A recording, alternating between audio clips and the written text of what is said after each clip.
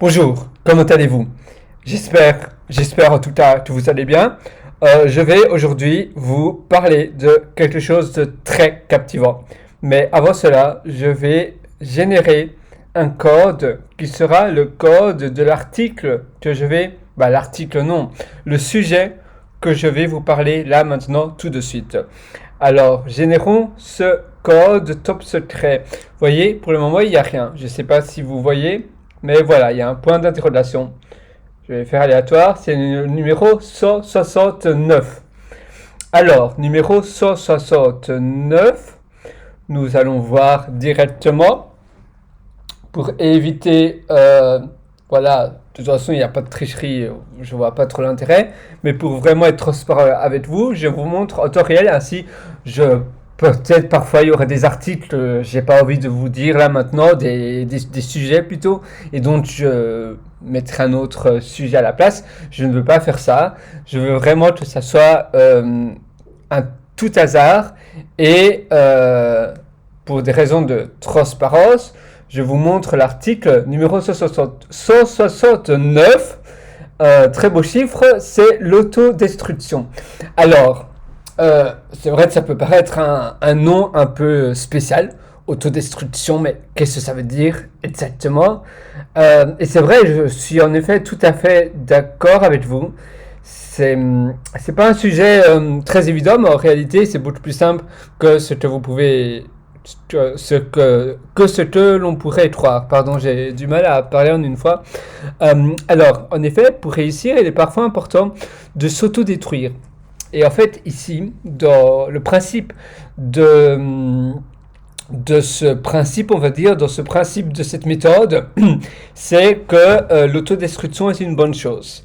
Parce que parfois, à certains moments donnés, quand on fait quelque chose, on doit, pour pouvoir réussir, on doit s'autodétruire. S'autodétruire, évidemment, c'est d'une manière abstraite. C'est d'une manière on va dire, de faire table rase, plus ou moins.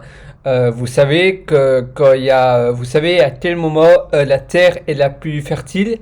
Eh bien, c'est le moment où il y a eu un feu dévastateur. Et quand il y a un feu dévastateur, ravageur, dévastateur, oui, comme vous voulez.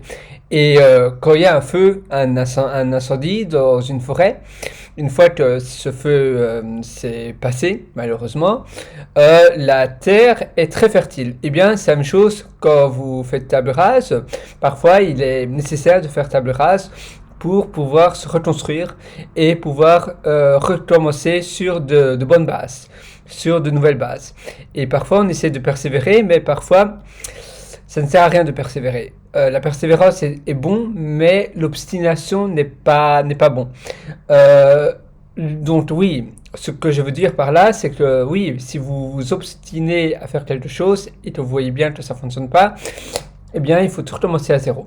La persévérance, c'est plus quand vous savez plus ou moins que c'est une bonne chose, mais l'étape est difficile. Et en effet, pour réussir, il faut passer par des épreuves difficiles. Ça peut, comme un sportif de haut niveau, il n'est pas, voilà, il est persévérant. Voilà, il ne s'obstine pas nécessairement à vouloir faire quelque chose, il sait qu'il est capable et il va réussir. Et c'est là tout le principe. Donc lui, il ne va pas faire table rase, pas nécessairement, sauf s'il est dans un domaine où il n'est vraiment pas fait pour ça. Mais là, c'est encore autre chose. Mais vous devez vraiment faire la part des deux entre voilà, être obstiné à quelque chose, c'est pas nécessairement bon, mais persévérer dans quelque chose, c'est bon.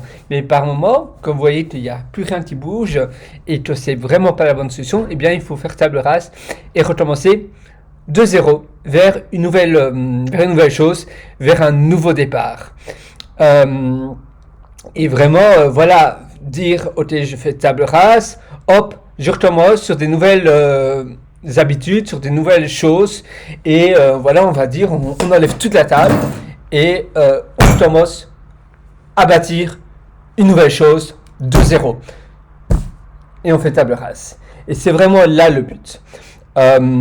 Et la destruction donc donnera naissance à de nouvelles pépites auxquelles voilà, vous n'aurez peut-être jamais pensé des pépites. Vous savez, parfois quand on a des problèmes, on veut changer peut-être de modèle de business, changer de client parfois, changer d'équipe, changer de partenaire de coéquipier, parfois c'est nécessaire.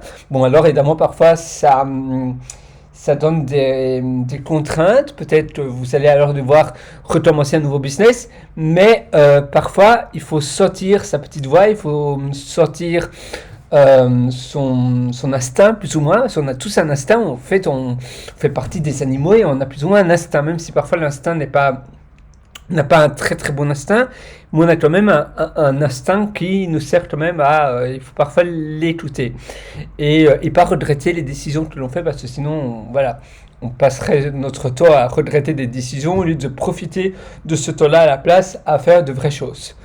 Euh, une fois qu'une chose est faite, c'est fait. Vous savez, le mot décision vient de decidere, qui veut dire couper, tuer, casser. C'est-à-dire qu'une fois qu'une décision est prise, ne revenez plus en arrière. Mais parfois, c'est bon de faire table rase et de recommencer sur quelque chose de nouveau.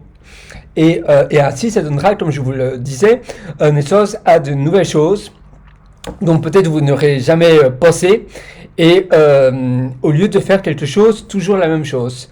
Ainsi, parce que sinon, c'est un chemin sans impasse. Vous voyez, vous essayez quelque chose, et ça cale. Il faut alors essayer de faire demi-tour et essayer de prendre une autre route. Et c'est même pas une métaphore, c'est vraiment la réalité. Et d'ailleurs, il y a aussi un vieux dicton que j'apprécie d'ailleurs, c'est un dicton qui m'est assez cher. C'est donc ce fameux dicton dit: c'est en répétant toujours la même chose que l'on obtient toujours la même chose. Et c'est vraiment vrai. Voilà, qui ne pourrait pas dire quelque chose d'aussi vrai. C'est en répétant toujours la même chose que l'on obtient toujours la même chose. Il faut se forcer à changer pour grandir. Et c'est vrai, si vous voulez grandir et évoluer dans la vie, vous devez changer, vous devez évoluer, vous devez vous forcer à aller vers quelque chose d'autre. Et si vous faites toujours ce que vous avez toujours fait, vous obtiendrez ce que vous avez toujours obtenu. Et voilà, donc voilà, essayez vraiment qu'il y a un moment où ça cale, vous voyez qu'il n'y a plus rien qui bouge, ou bien vous sentez que votre motivation n'est plus la même qu'au moment où vous avez commencé votre projet. Et si vous prenez plus de plaisir, vous savez où on n'a qu'une seule vie, et finalement, selon moi, le but de la vie, le réel but de la vie, c'est être heureux.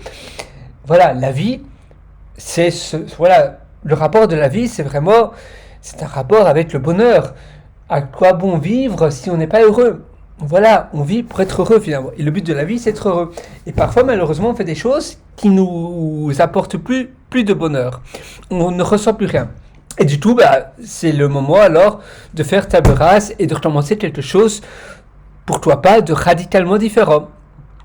Quelque chose que peut-être vous n'avez jamais fait, quelque chose de nouveau, quelque chose d'étonnant, quelque chose dont vous avez envie d'apprendre, quelque chose, peut-être parfois il faut oser, parfois il faut se faire peur aussi, parfois ça demande de sortir de sa zone de confort et aller de l'avant, et il ne faut pas écouter ses pairs, ses entourages, mais ses pairs, je veux dire père, ses collègues, etc., P-A-I-R-S, évidemment pas père, papa, mais ses pairs, ses parents aussi, ses mères, pères, voilà, c'est son entourage, sa famille, oui, peut-être sa femme, son mari, ses enfants. Parfois non, parfois il faut évidemment, voilà, vous avez votre vie. La vie, on est tous un peu égoïstes et c'est une nature humaine et il faut l'accepter. Et finalement, pour pouvoir aider les autres aussi, il faut prendre des décisions pour son bien-être, parce que si vous vous sentez pas bien, si vous n'êtes pas épanoui, vous n'allez pas pouvoir rendre les autres épanouis. Il faut d'abord être épanoui soi-même. Il faut d'abord bien se sentir pour pouvoir aider et servir les autres. Et c'est vraiment important. Donc essayez vraiment de faire ça. Ça commence vraiment à partir de vous. Et croyez en vous, c'est vraiment très important. Faites aussi des self-affirmations, des self-talk, donc voilà, des affirmations, des incantations, on pourrait même dire. Dites, mettons si vous vous appelez Edouard ou si vous vous appelez Henriette, dites Henriette, tu es la meilleure devant le miroir et à voix haute, bien sûr. Ou bien Edouard, tu es le meilleur, ou bien votre nom, Tom, Balthazar, Agnès, Marie, je ne sais pas votre prénom, mais voilà, dites vraiment, mettons, moi je m'appelle Pierre-Henri et je dis Pierre-Henri, tu es le meilleur. Pierre-Henri, tu vas réussir.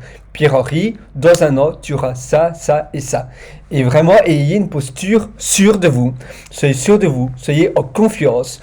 Il n'y a aucune raison que vous ne soyez pas en confiance. Et finalement, pour terminer en beauté, voilà, vous devez vraiment savoir que tous les problèmes de la vie, finalement, sont des poussières à l'échelle de l'univers ou à l'échelle de n'importe quel homme d'affaires. Pas homme d'affaires, c'est un homme d'affaires, c'est pas grand-chose, mais à l'échelle de n'importe quel homme d'État, je veux dire président, roi, même si maintenant, malheureusement, ou heureusement, je ne sais pas, ils n'ont plus trop d'importance, pas autant d'importance qu'ils en ont eu dans le passé, mais à l'échelle des énormes sociétés qui finalement ont des obligations encore plus importantes que les pays, que les présidents, comme je pense à Facebook, etc., qui finalement représentent voilà, à des contraintes et des obligations et des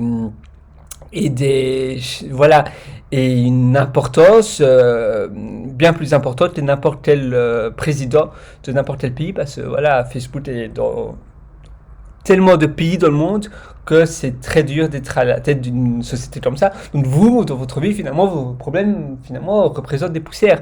Et même finalement, tous les problèmes représentent des poussières à l'échelle de l'univers, bien évidemment. Et voilà, ne vous arrêtez pas à cause d'un problème personnel.